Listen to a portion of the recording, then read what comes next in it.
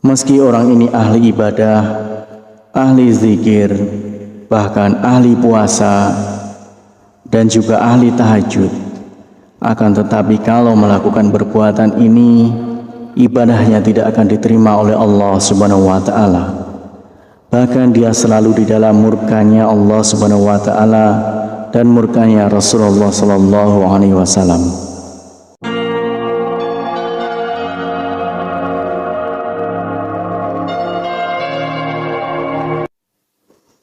Bismillahirrahmanirrahim. Assalamualaikum warahmatullahi wabarakatuh. Syukur alhamdulillah kita bisa berjumpa lagi di channel ini. Salawat dan salam semoga selalu tercurahkan kepada junjungan kita Nabi besar Muhammad sallallahu alaihi wasallam. Allahumma shalli ala sayyidina Muhammad wa ala ali sayyidina Muhammad. Saudaraku seiman yang dirahmati Allah, banyak maksiat yang dilakukan oleh manusia, namun tidak disadari perbuatan itu dapat meruntuhkan semua ibadah dan dapat tertolak semua ibadahnya kepada Allah Subhanahu wa Ta'ala. Meski orang ini ahli ibadah, ahli zikir, bahkan ahli puasa, dan juga ahli tahajud, akan tetapi kalau melakukan perbuatan ini, ibadahnya tidak akan diterima oleh Allah Subhanahu wa Ta'ala. Bahkan dia selalu di dalam murkanya Allah Subhanahu wa Ta'ala dan murkanya Rasulullah Sallallahu Alaihi Wasallam. Dulu ada seorang lelaki bernama Alqamah, seorang yang rajin dalam masalah ibadah, sholat, puasa, dan sedekah. Namun suatu waktu jatuh sakit yang teramat parah, tepatnya dalam keadaan sakaratul maut. Namun entah kenapa Alqamah yang taat itu kesulitan untuk melafalkan kalimat la ilaha illallah. Sang istri meminta tolong kepada seseorang untuk menemui Rasulullah untuk menyampaikan pesan tentang keadaan suaminya pada Rasulullah Sallallahu Alaihi Wasallam. Nabi pun mengutus Bilal Ali Salman dan Ammar radhiyallahu an untuk datang ke rumah. Di sana mereka menyaksikan betapa Alqamah dalam keadaan yang memprihatinkan. Mereka bertanya-tanya, bagaimana mungkin seorang yang taat pada Allah Subhanahu wa Ta'ala dan Rasulnya itu kesulitan dalam melafalkan kalimat la ilaha illallah.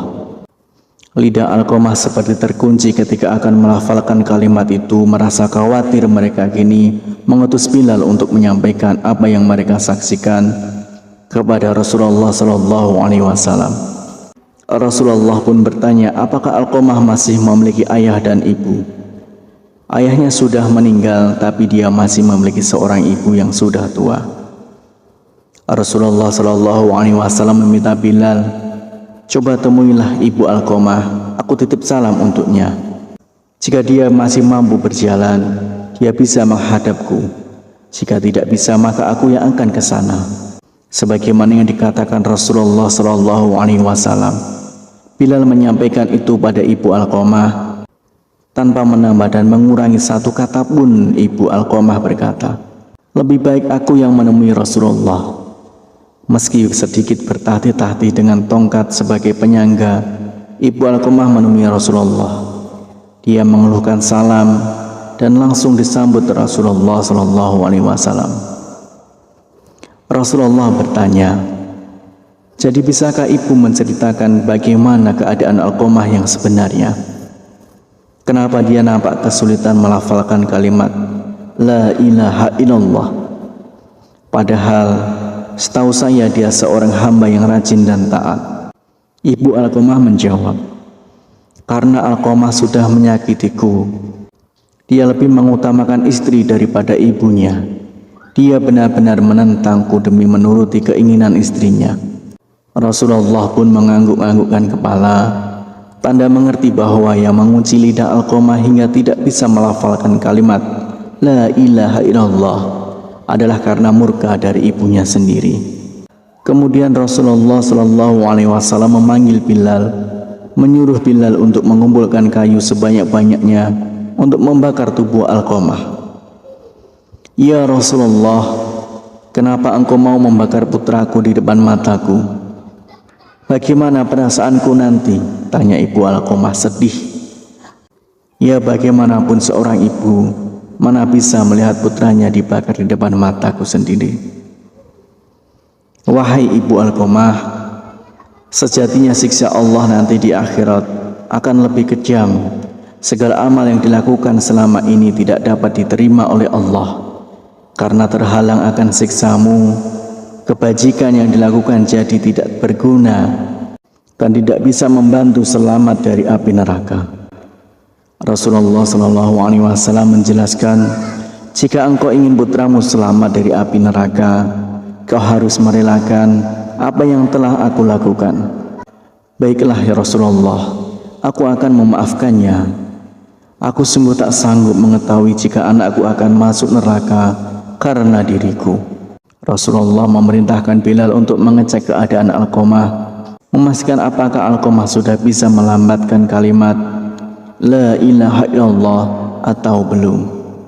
Karena jika sang ibu mengatakan semua itu hanya karena malu bukan dari hati, maka apapun bisa terjadi. Namun ternyata ibu Alqamah sungguh tulus telah memaafkan putranya, karena ketika Bilal sampai di pintu rumah Alqamah, dia mendengar Alqamah mengucapkan kalimat La ilaha illallah.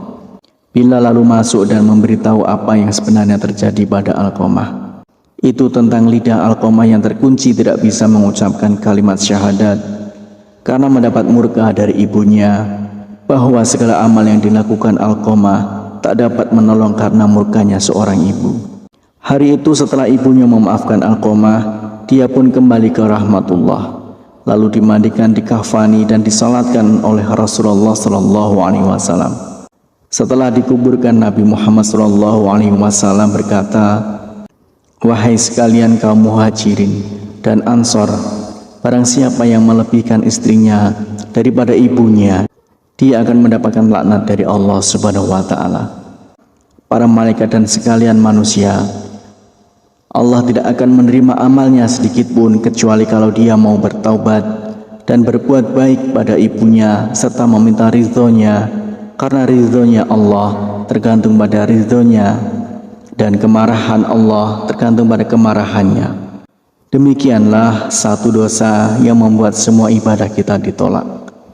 Harapan dan doa saya untuk saudaraku semua, semoga saudaraku semua diberikan kesehatan oleh Allah, dimudahkan segala urusan, dilapangkan rezekinya, dan diampuni segala dosanya. Amin ya rabbal alamin.